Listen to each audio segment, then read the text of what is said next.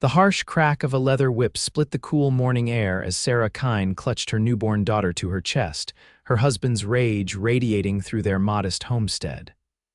A girl, another useless girl. Harrison Kine bellowed, his weathered face contorted with disgust as he paced the dirt floor of their cabin outside Laramie, Wyoming Territory, 1876.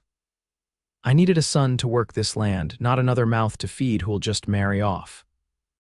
Sarah's tears fell silently onto the infant's swaddling cloth, her heart breaking not for herself, but for the innocent child who'd done nothing wrong except be born female. Her eldest daughter, Emma, only 4 years old, cowered behind a wooden chair, having already learned to make herself invisible during her father's outbursts. "You have 1 week to pack your things," Harrison snarled, grabbing his rifle from above the fireplace. "Take your daughters and go back to your sister's place in Colorado. I'm finding myself a proper wife who can give me sons."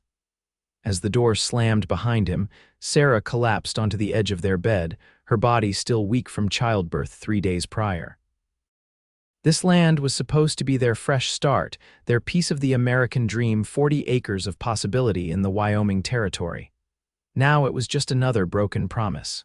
"Mama," Emma's small voice quavered as she crept from her hiding place, "are we leaving?" Sarah pulled her firstborn close with one arm, the newborn nestled in the other. "Yes, sweetheart, we're going on a journey." She wouldn't tell Emma they'd been cast out, that her father had deemed them worthless. Some truths were too heavy for a child's heart. The week passed in a blur of preparation and grief. Harrison barely returned to the cabin, spending his days working the land and his evenings at the saloon in town. When he did come home, he acted as if Sarah and the children were already gone, sleeping in the barn rather than share a roof with his disappointment. On the morning of their departure, Sarah stood by the rickety wagon she'd loaded with their meager possessions, waiting for the stagecoach that would take them to the nearest train station. Emma clutched her rag doll while the newborn, whom Sarah had named Lily despite Harrison's refusal to acknowledge her existence, slept against her chest in a sling. "The stage won't be here for another hour," a deep voice remarked from behind her. Sarah turned to find a tall figure silhouetted against the rising sun. As he stepped closer, she recognized Jack Keller, the owner of the neighboring ranch. They'd exchanged pleasantries at church socials and in town, but little more than that. He was known as a fair man who minded his own business, a rare and valuable trait in these parts. "Mr. Keller," she acknowledged with a polite nod, though she was in no mood for conversation. Jack removed his hat, revealing sun-bleached brown hair and eyes the color of a summer sky. "Mrs. Kine, if you don't mind my asking, where are you headed with these little ones?" Sarah hesitated, embarrassment burning her cheeks. "To my sister's place in Colorado." She didn't elaborate, but something in her expression must have revealed more than her words. Jack's gaze traveled to the sleeping infant, then to Emma, who was arranging pebbles in the dirt, and finally back to Sarah's face. "Harrison's sending you away because you had another daughter," he stated rather than asked, his voice low but tinged with an anger that wasn't directed at her. Sarah's silence was confirmation enough. Jack placed his hat back on his head, adjusting the brim with a deliberate motion that seemed to coincide with a decision being made. "My mother raised me to believe that children, boys or girls, are blessings from above. A man who can't see that doesn't deserve to be called a father." He paused, then continued with careful words. "Mrs. Kine, my ranch has a second cabin that's standing empty since my foreman moved to California. It's not much, but it's solid built with a good roof and a working stove." Sarah blinked in confusion. "What are you suggesting, Mr. Keller?" "I'm suggesting that you don't need to leave Wyoming if you don't want to. That cabin is yours if you'll have it. I could use help with the bookkeeping and correspondence. I heard in town you used to be a schoolteacher before you married. I'd pay fair wages." His eyes conveyed sincerity as he added, "A woman and her children shouldn't be cast aside like unwanted livestock." Hope flickered in Sarah's chest, but caution quickly smothered it. Your husband made his choice," Jack interrupted, his tone firm but not unkind. Now you get to make yours. You can leave on that stage or, he gestured toward the distant hills where his property lay, you can make a home where you and your daughters are wanted. Sarah's mind raced. Her sister's home in Colorado was already crowded with 6 children of her own. She'd be a burden there, dependent on her brother-in-law's charity. But accepting help from Jack Keller, a man she barely knew, that seemed equally precarious. "Why would you do this for us?" she asked, needing to understand his motivation. Jack's expression softened. "Because 20 years ago, my mother was in your position. My father threw her out when she had my little sister instead of another son. A neighbor gave us shelter, gave her work. That neighbor changed our lives." He looked directly into Sarah's eyes. "I'm just paying forward a kindness that was once shown to me." As if sensing her mother's turmoil, Lily began to fuss. Sarah gently rocked her while considering Jack's offer. It would mean staying close to Harrison, but it would also mean independence, a chance to stand on her own 2 feet rather than becoming a dependent relation. "The stage ticket was expensive," she said softly. "If I don't use it." "Then you'll have money for other necessities," Jack finished for her. "Mrs. Kine, I'm not asking for anything in return except honest work. That cabin has sat empty for months and my account books are in a state that would make any banker weep. You'd be doing me a favor." Emma tugged at Sarah's skirt. "Mama, I don't want to go on the big noisy train," she whispered, her eyes wide with apprehension. That decided it. Sarah took a deep breath and extended her hand. "Mr. Keller, we accept your offer and we thank you for your kindness." Jack's smile was warm as he shook her hand. "Then let me help you load your things into my wagon. The stage won't miss you, but your daughters need their mother to build them a future right here." They arrived at Jack's ranch just as the midday sun reached its peak. The property was larger than Sarah had imagined, a sprawling expanse of good grazing land, with mountains rising majestically in the distance. The main house was a substantial 2-story structure built of sturdy logs with a wide front porch. A large barn stood nearby, along with several corrals and outbuildings. The promised cabin sat about a 1/4 mile from the main house, close enough for convenience, but far enough for privacy. As Jack pulled the wagon to a stop in front, Sarah felt a surge of relief. It was indeed solidly built, with glass windows and a stone chimney. It wasn't the tiny 1-room shelter she'd feared, but a respectable dwelling with what appeared to be at least 2 rooms. "It's not fancy," Jack said as he helped her down from the wagon, "but it's clean and sound. My foreman's wife was particular about keeping a nice home." Inside, Sarah found a main room with a cooking area and small sitting space, plus 2 bedrooms, a luxury she hadn't expected. The furniture was simple but functional. A table with 4 chairs, a rocking chair by the fireplace, beds in both rooms, and basic cooking implements. "This is more than generous," Sarah said, emotion thickening her voice as Emma excitedly explored their new home. Jack shrugged, looking almost embarrassed. "Like I said, it was just sitting empty. I'll have my men bring water and firewood. The pantry has some basic supplies to get you started." He hesitated before adding, "Mrs. Kine, I should mention there's a creek that runs behind the property. It's good water, but keep Emma away from it unless you're with her. The current can be strong after rain." Sarah appreciated his concern. "Please call me Sarah, and thank you for the warning. I'll be vigilant." Jack nodded. "Sarah, then, and I'm Jack to everyone except the tax collector." His attempt at humor brought a small smile to her face. "I'll leave you to get settled. Come up to the main house tomorrow morning and I'll show you the books I mentioned." After he left, Sarah sat in the rocking chair with Lily at her breast and watched Emma arrange her few toys in a corner of the main room. The enormity of what had happened, being cast out by her husband, accepting the help of a relative stranger, crashed over her like a wave.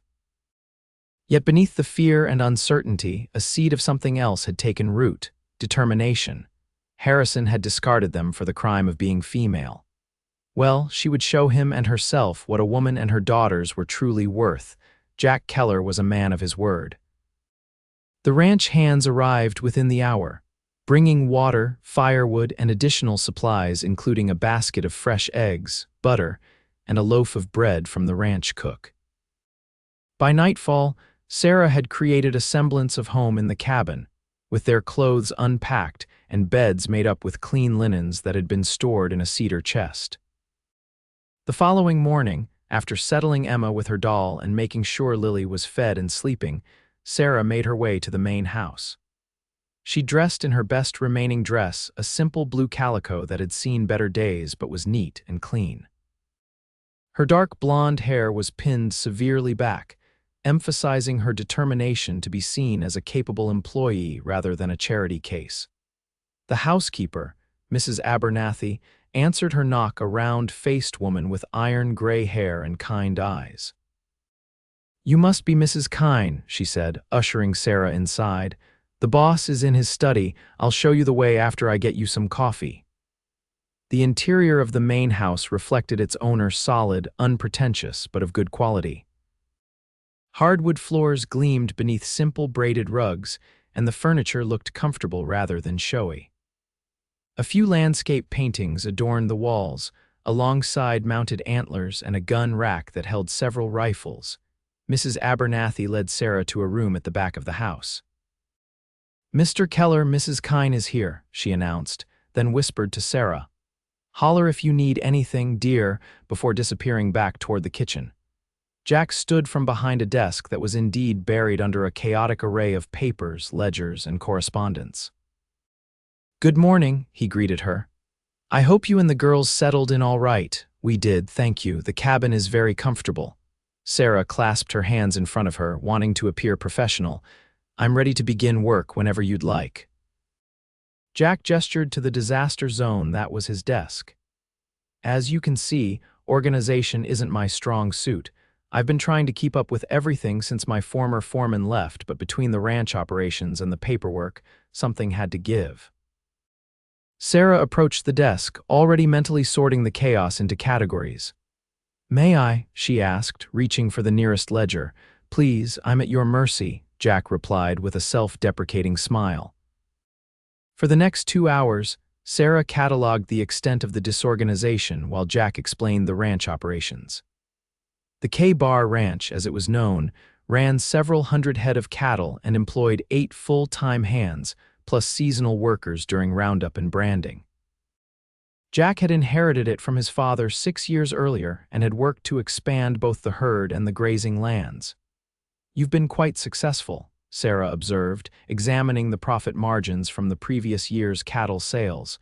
Jack leaned against the edge of the desk. "I've been lucky. Good weather, good men working for me, and cattle prices holding steady. But I could do better with proper records and timely correspondence. I've missed opportunities because papers got buried in this mess." Sarah closed the ledger she'd been reviewing. "I can fix this," she said confidently. "I'll need a few days to organize everything, then we can establish a system to keep it that way. I can handle correspondence in the mornings and bookkeeping in the afternoons." Jack nodded, looking relieved. "That sounds perfect." And speaking of payment, he named a monthly sum that made Sarah's eyes widen. It was considerably more than she'd expected. "That's too generous," she protested. "It's the going rate for a skilled bookkeeper, which is what you are," Jack countered. "I don't offer charity disguised as wages, Sarah." "You'll earn every penny." His straightforwardness was refreshing after Harrison's manipulations. Her husband had always made her feel that every penny spent on her or the children was a begrudged favor rather than her due as his wife and the mother of his children. "Very well," she agreed. "I accept your terms." "Good." Jack pushed away from the desk. "Now, how about some lunch before you head back to check on your girls? Mrs. Abernathy always makes enough to feed an army." Their meal was simple but delicious: beef stew, fresh bread, and apple pie. Mrs. Abernathy joined them, filling Sarah in on the ranch gossip and personalities with good-natured humor. By the time Sarah headed back to the cabin with a basket of leftover food for dinner, she felt more hopeful than she had in months. The next few weeks fell into a comfortable rhythm. Each morning, Sarah would attend to Lily's needs, prepare breakfast for Emma, and then walk to the main house where she would spend several hours organizing Jack's business affairs. She'd return to the cabin for lunch and to check on the girls, who were being watched by a young woman from town whom Jack had arranged to help. Sarah discovered that she enjoyed the work, which exercised her mind in ways that household chores never had. Jack was an appreciative employer, expressing genuine gratitude for her efforts and often seeking her opinion on business matters. Their professional relationship gradually warmed into a friendship built on mutual respect. As for the girls, Emma blossomed in their new environment. Free from her father's constant disapproval, she became more talkative and adventurous. Jack would sometimes find little presents on his desk, a pretty rock, a wildflower, or a childish drawing left by small hands during Emma's visits. He always made a point of thanking her solemnly for these treasures, treating each one as if it were precious. Lily grew too, a healthy, contented baby who rarely fussed. Jack seemed almost in awe of her, watching with fascination whenever Sarah brought her to the main house. "Would you like to hold her?" Sarah offered one afternoon, noticing his interest. Jack looked startled. "I wouldn't know how, she's so small." "Nonsense, you won't break her." Sarah placed Lily in his large, calloused hands, showing him how to support her head. The transformation in Jack's face as he cradled the infant was remarkable. Wonder, tenderness, and something like longing passed over his features. "Hello there, little lady," he whispered. "Aren't you something special?" In that moment, watching this strong man melting at the smile of a baby girl who'd been rejected by her own father, something shifted in Sarah's heart. This wasn't just gratitude she was feeling. It was something warmer, something that made her cheeks flush when Jack looked up and caught her watching him. 6 weeks after their arrival at the K-Bar Ranch, the past caught up with them. Sarah was hanging laundry behind the cabin when she heard the sound of an approaching horse. Shading her eyes against the late morning sun, she felt her stomach drop as she recognized the rider. Harrison Kine looked as though he'd been on a bender for days, unshaven, clothes rumpled, eyes bloodshot. He dismounted unsteadily and approached, his expression a mixture of anger and something that might have been regret. "So this is where you've been hiding," he slurred, gesturing broadly at the cabin. "Shacking up with Keller while I've been half out of my mind wondering if you and the girls were even alive." Sarah straightened her spine. "You told me to leave, Harrison. You gave me a week to pack and go. I went. To your sisters. You were supposed to go to your sisters." He shouted, causing Emma to run inside in fear. "Instead, I hear from Thompson at the general store that my wife and daughters are living on Jack Keller's property." His voice dropped to a dangerous growl. "People are talking, Sarah, saying my wife left me for another man." "That's not true, and you know it," Sarah retorted, keeping her voice low but firm. "You threw us out because Lily was a girl. Mr. Keller offered me employment and housing for my children when you abandoned your responsibilities as a husband and father." Harrison advanced toward her, fists clenched. "You're my wife, the girls are my daughters, I'm taking you home." "No," the word came out stronger than Sarah had intended, surprising them both. "No, Harrison, we're not going back. You made your choice when you decided daughters weren't worth keeping." His face contorted with rage.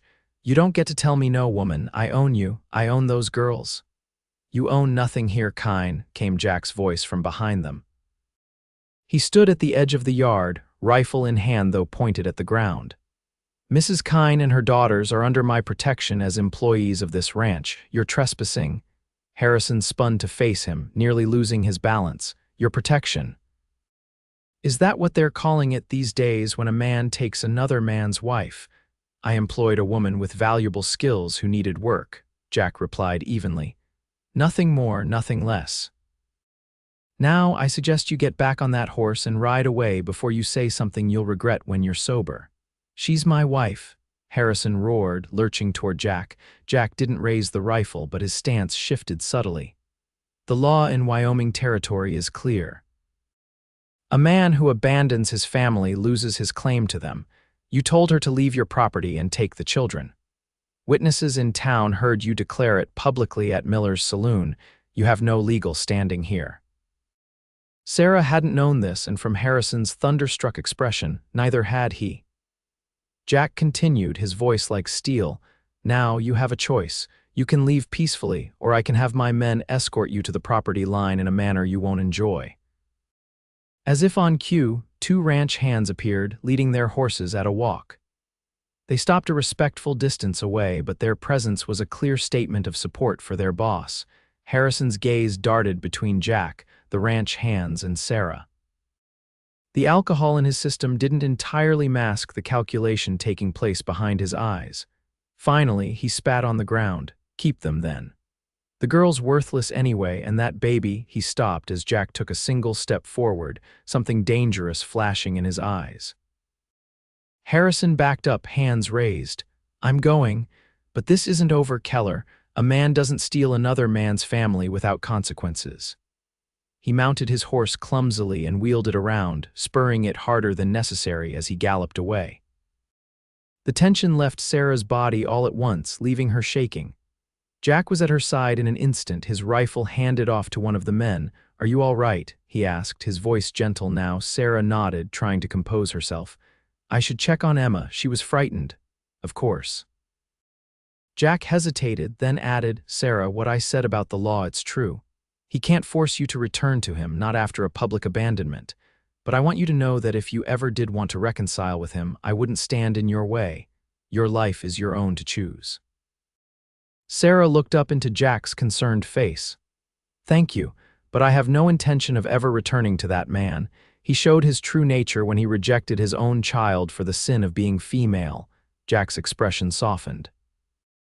"Then you and your daughters will always have a place here for as long as you want it." It wasn't until he'd gone that Sarah realized something significant. When Jack had confronted Harrison, he hadn't mentioned his own interest in her at all. His defense had been entirely about her rights and the children's welfare. There had been no possessive claim, no male posturing beyond what was necessary to protect them. Jack Keller truly was a different kind of man. That evening, after the girls were asleep, Sarah sat on the small porch of the cabin, wrapped in a shawl against the cooling night air.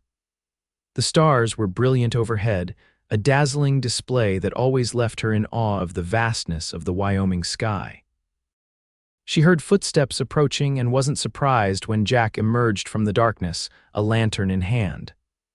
"I thought you might like some company," he said, setting the lantern on a small table. "If I'm intruding, just say the word." "You're not intruding," Sarah assured him, gesturing to the empty chair beside her. "I was just thinking."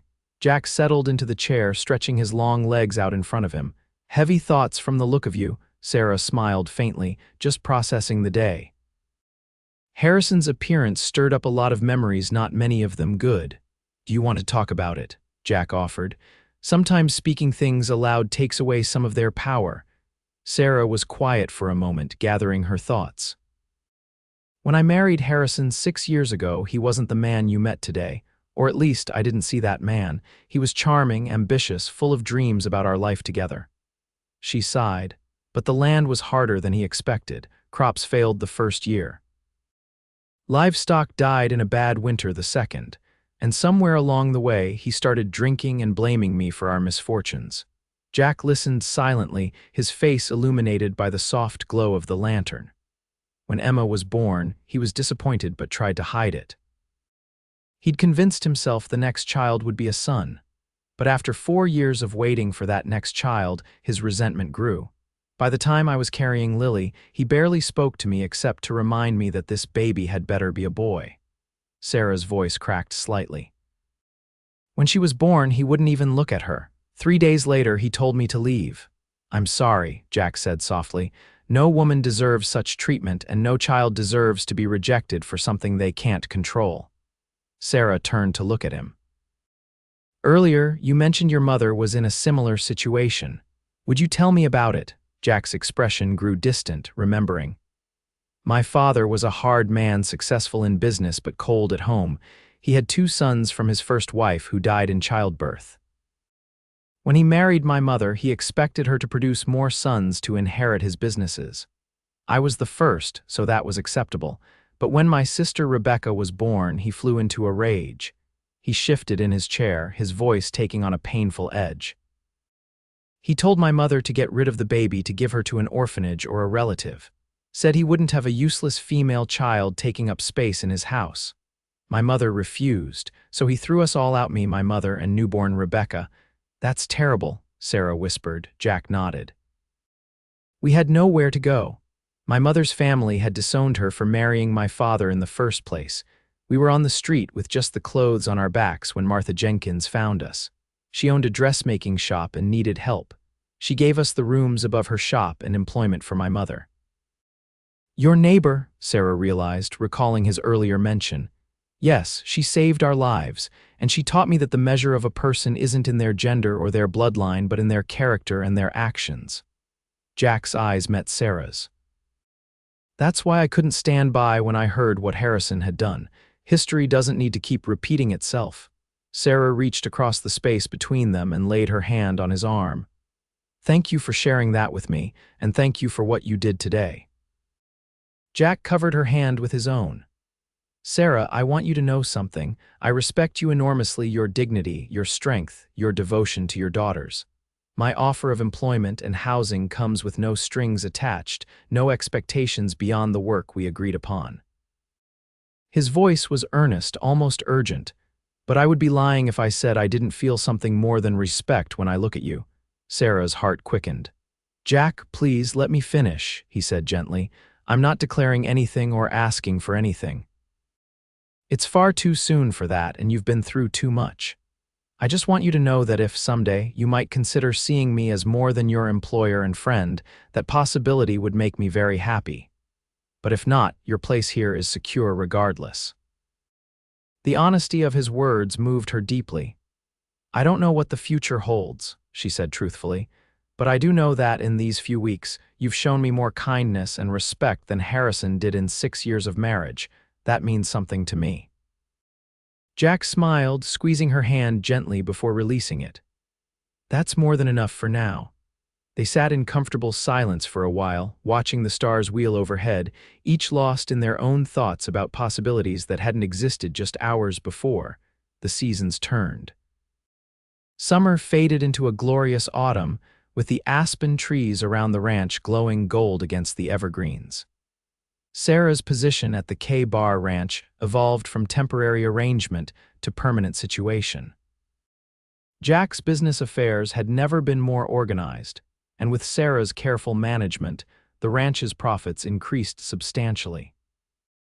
Harrison made no further appearances, though they heard through town gossip that he had taken up with a widow who had 2 teenage sons, apparently fulfilling his need for male heirs without the inconvenience of producing them himself. Sarah felt only relief at this news. As for her relationship with Jack, it developed slowly, naturally, like a seed taking root in fertile soil. They still maintained professional boundaries during work hours, but evenings often found them sharing meals or conversation on the cabin porch. Jack would read stories to Emma, who adored him, and he displayed an almost comical pride in every milestone Lily achieved. She smiled at me, he announced one day, bursting into the study where Sarah was working on correspondence. A real smile, Sarah, not just gas. Sarah laughed at his enthusiasm. She likes you, she has good taste. Their first kiss happened on a crisp October evening after Jack had helped Sarah repair a loose shutter on the cabin. The work done, they stood in the yard admiring the sunset painting the mountains in shades of pink and gold. Beautiful, Jack murmured, but when Sarah turned, she found him looking not at the sunset but at her. Jack, she whispered, suddenly aware of how close they were standing. He reached out slowly, giving her time to step back if she wished, and brushed a strand of hair from her face. May I? He asked, his intention clear in his eyes. Sarah's answer was to rise on tiptoe, closing the distance between them. His lips were warm against hers, the kiss gentle and questioning at first, then deepening as she responded. His arms encircled her, strong and secure, and Sarah felt something long dormant within her spring to life, a sense of rightness, of coming home. When they finally parted, Jack rested his forehead against hers. I've been wanting to do that for months, he admitted. What took you so long? Sarah teased, feeling lighthearted in a way she'd almost forgotten was possible. I was giving you time, and myself too, if I'm honest. His expression grew more serious. Sarah, I want to do this right. You and the girls deserve nothing less. From that day forward, their courtship proceeded with purpose, though still with patience. Jack was mindful of Sarah's position as a woman technically still married, though abandoned, and of the importance of maintaining her reputation in the eyes of the community. They were discreet but not secretive, allowing the ranch hands and townspeople to draw their own conclusions about the nature of their relationship. By Christmas, Jack was a daily presence at the cabin, joining them for meals and helping with chores. Emma called him Mr. Jack and followed him everywhere, while Lily, now 7 months old, would squeal with delight whenever he entered a room. On Christmas Eve, after the girls were nestled in bed dreaming of the presents that waited for morning, Jack and Sarah sat before the fireplace, a blanket draped over their laps and mugs of spiced cider warming their hands. "I have something for you," Jack said, reaching into his pocket. "I wanted to give it to you privately, before tomorrow's celebrations." He handed her a small package wrapped in brown paper and tied with red string. Sarah unwrapped it carefully to reveal a velvet box. Inside lay a delicate gold locket on a fine chain. "Oh, Jack, it's beautiful," she breathed, lifting it from the box. "Open it," he urged. Inside were 2 tiny portraits, one of Emma and one of Lily, expertly painted in miniature. Sarah's eyes filled with tears. "How did you manage this?" "Remember when that traveling portrait artist came through town last month? I commissioned him to paint them from sketches I had made." Jack looked pleased at her reaction. "There's something else in the box." Sarah looked again and found a folded piece of paper tucked into the bottom of the velvet case. She opened it to find legal documents, and as she read, her hand flew to her mouth in shock. "These are divorce papers," she said, looking up at him in astonishment. "How?" "I hired a lawyer in Cheyenne," Jack explained. "Under territorial law, Harrison's public abandonment of you and the children constitutes grounds for divorce. The lawyer says it's straightforward, especially since Harrison has been openly living with another woman. You just need to sign and the court will process it. You'll be legally free within a month." Sarah stared at the papers, emotions warring within her. Freedom from Harrison was something she'd barely dared to hope for, assuming she would live in limbo indefinitely. "I've overstepped," Jack said, misinterpreting her silence. "I'm sorry, I should have discussed it with you first." "No," Sarah said quickly, reaching for his hand. "You haven't overstepped. This is the most incredible gift anyone has ever given me. I'm just overwhelmed." Jack's expression relaxed. "There's no pressure to sign right away. Take time to think." "I don't need time," Sarah interrupted, already reaching for the pen on the side table. "I know exactly what I want." She signed the papers with a steady hand, feeling as if she were signing away not just a failed marriage but all the fear and uncertainty that had shadowed her since Harrison's rejection. When she was done, she looked up at Jack with shining eyes. "Thank you for this chance at a new beginning." Jack took the papers and set them aside, then cupped her face in his hands. "Sarah, I have one more question to ask you, one that I've been waiting to ask until you were truly free to answer." Sarah's heart raced as he slid from the sofa to one knee before her. "I love you," he said simply. "I love your strength, your kindness, your intelligence. I love the way you care for your daughters, the way you've made this ranch a better place with your presence. I love Emma's spirit and Lily's smile." His voice grew husky with emotion. "I want to spend my life with you, to raise your daughters as my own, to perhaps add more children to our family if that's what you desire." He took her hands in his. "Sarah Kine, once your divorce is final, would you do me the honor of becoming my wife? Will you let me raise daughters beside you and show them every day what it means to be treasured?" Tears spilled down Sarah's cheeks as joy bloomed in her chest. "Yes," she whispered, then louder, "Yes, Jack, nothing would make me happier." He rose to sit beside her again, gathering her into his arms for a kiss that sealed their promise to each other. When they finally drew apart, Sarah rested her head on his shoulder. "When I was forced to leave my home with 2 small children and nowhere to go, I thought my life was ending," she reflected. "I couldn't see how we would survive, let alone find happiness again." Jack pressed a kiss to her temple. "And now?" Sarah smiled, thinking of her beautiful daughters sleeping peacefully in the next room and this good man who had opened his heart to them all. Now I understand that sometimes what looks like an ending is really just the beginning of a much better story. Spring came early to Wyoming that year, bringing with it a sense of renewal that matched the fresh start in Sarah's life. The divorce was finalized without incident. Harrison, occupied with his new household, didn't even appear at the brief court proceeding in Cheyenne. Sarah walked out of the courthouse feeling pounds lighter, the burden of her failed marriage finally lifted from her shoulders. Jack had proposed a June wedding, giving them time to plan a proper celebration, but Sarah had another idea. Why wait? She asked one evening as they walked along the creek that ran behind the cabin, watching Emma chase butterflies in the tall grass. The divorce is final, we know what we want. Why not marry now in the spring when everything is new and beginning? Jack's smile was answer enough. I'd marry you tomorrow if that's what you wanted. So it was that on a perfect April morning, with wildflowers carpeting the meadows and cottonwood fluff drifting through the air like summer snow, Sarah stood before the minister in Laramie's small church. Emma, in a new blue dress, scattered flower petals down the aisle while Lily, now nearly a year old, was held by Mrs. Abernathy in the front pew. Jack waited at the altar, tall and handsome in a new suit, his eyes never leaving Sarah as she walked toward him in a simple cream-colored dress, adorned with lace at the collar and cuffs. It wasn't an elaborate gown, there had been no time for that, but the joy radiating from her face outshone any finery. The ceremony was brief but heartfelt. When the minister pronounced them husband and wife, Jack's kiss was tender and reverent, a promise of the life they would build together. The celebration afterward at the K-Bar Ranch was a community affair. Neighbors and townspeople who had watched their story unfold came to offer congratulations and share in their happiness. Even the ranch hands had cleaned up impressively for the occasion, though they maintained a respectful distance from the ladies, clustering near the beer barrels that Jack had brought in for the festivities. As the afternoon stretched into evening, with fiddle music filling the air and lanterns being lit around the yard, Jack found Sarah sitting on a bench watching Emma dance with one of the younger ranch hands who was teaching her to do see-do. "Happy, Mrs. Keller?" he asked, sitting beside her and taking her hand.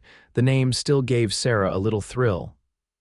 "More than I ever thought possible," she answered truthfully. Jack's gaze drifted to where Lily was being passed around among the admiring wives of neighboring ranchers, each exclaiming over her sunny disposition and cherubic features. "She looks like you," he observed. "She'll be breaking hearts before we know it." "Heaven help us when that day comes," Sarah laughed. "Though I imagine you'll be standing on the porch with a shotgun, warning off potential suitors." "Damn right I will," Jack agreed with mock seriousness.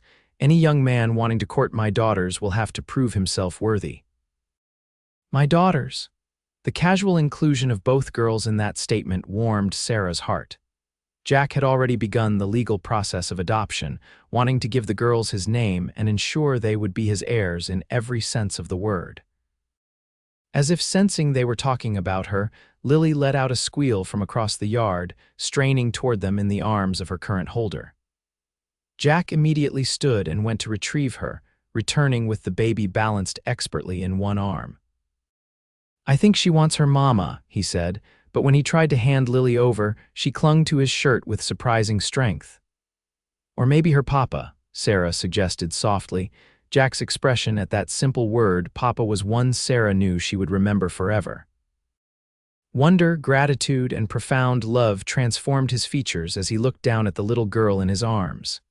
"That's right, sweetheart," he murmured to Lily. "I'm your papa now, and I always will be." The years that followed were not without challenges. Life in the Wyoming Territory demanded resilience from all who chose to make it their home. There were harsh winters that threatened the herd, dry summers that tested the land's endurance, and the usual trials of raising children in a frontier environment. But through it all, Jack and Sarah faced each obstacle as partners, their bond strengthening with each passing season. Emma grew into a confident young girl with her mother's intelligence and her adoptive father's love of the land. Lily, never knowing any father but Jack, blossomed under his adoration, becoming a fearless tomboy who could ride almost as soon as she could walk.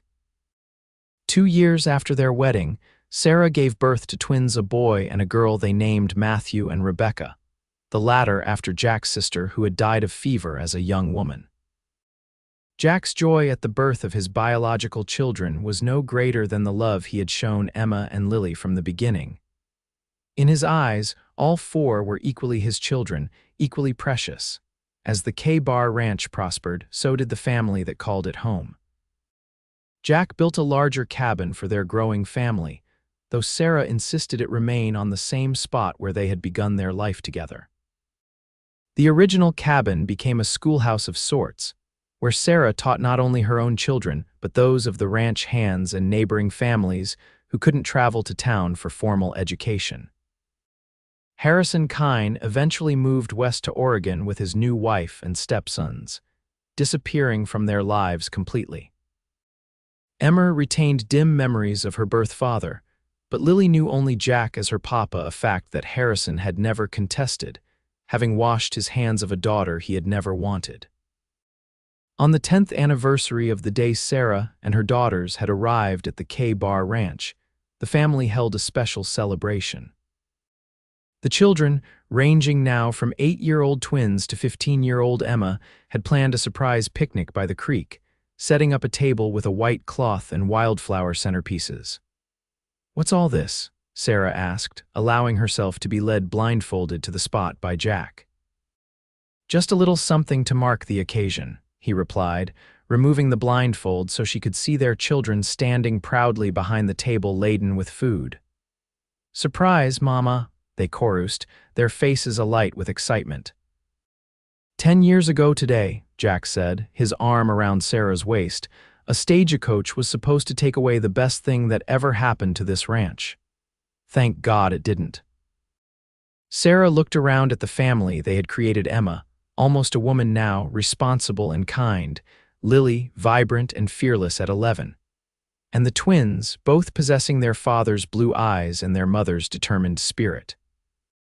And Jack, still her rock, her partner, her love, the man who had seen value in her and her daughters when another had cast them aside. "I was thinking this morning about what you said to me that day," Sarah told him as they all settled around the table. "Do you remember? You said, 'Then let me raise daughters beside you.'" Jack nodded, his eyes crinkling at the corners. "Best offer I ever made, and the best gift I ever received," Sarah replied, reaching across to take his hand. "Not just a home or security, but the chance to raise our children in a place where they're valued for exactly who they are." As they shared their meal by the creek, with the mountains standing sentinel in the distance and the spring sun warming their faces, Sarah felt a completeness that once would have seemed impossible. From abandonment to abundance, from rejection to unconditional love, their journey had not always been easy, but every step had led them here, to this perfect moment with the family they had built together. And in the end, that was the true fortune of the Cowboy ranch: not the cattle or the land or the business success, but the love that had transformed 4 discarded lives into something beautiful and enduring. A love that had started with 7 simple words spoken by a man brave enough to challenge the conventions of his time. "Then let me raise daughters beside you."